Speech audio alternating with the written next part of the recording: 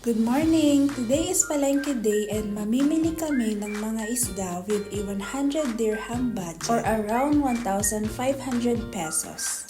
Let's see kung hanggang saan aabot. Samahan niyo ako habang naghahanap kami ng fresh at sulit na seafood dito sa palengke. It took us around 10 minutes walk pero sulit dahil habang naglalakad na-enjoy namin yung fresh morning vibes at ang simpleng kwentuhan sa daan.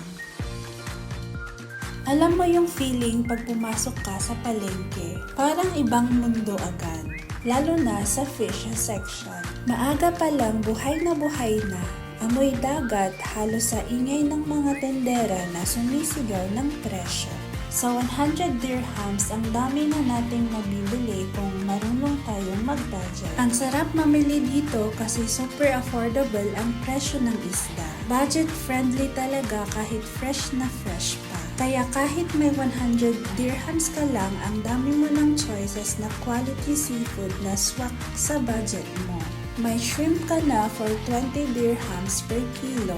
Fresh na fresh, parang kakahango lang sa tubig. Milk fish or bangus for another 20 dirhams per kilo. Perfect pang sinigang or prito. Tilapia for 10 dirhams per kilo. Sulit na ulam.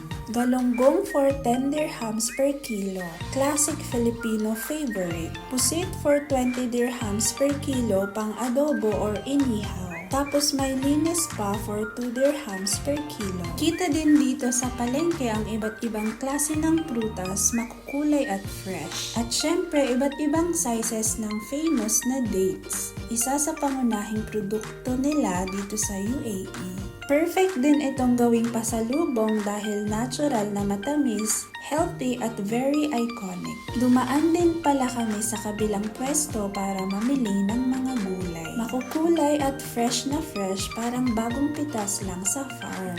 May mga prutas at dahon din dito na healthy at pwedeng ihalo sa tinola o sinigang tulad ng papaya, kangkong at dahon ng sili na perfect pampasarap at pampalusog. May mga kamatis na sobrang pula, talagang juicy tignan. Kumuha rin kami ng mais na matamis at fresh. Hindi rin mawawala ang onions at luya. Perfect pampalasa sa mga ulam. Napansin ko din na mas mura talaga ang gulay dito compared sa grocery. Habang namimili kami, may konting tawaran at kwentuhan with the vendor. At syempre, bumili din kami ng dates as pasalubong. Sweet treat galing dito sa UAE. Ang sarap sa feeling na puno ang eco bag mo pero hindi masakit sa bulsa. Kompleto na, may isda, may gulay, at may pasalubong pa.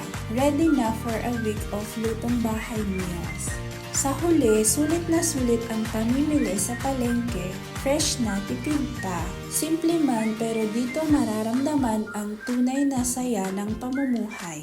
Praktikal at puno ng pagmamahal.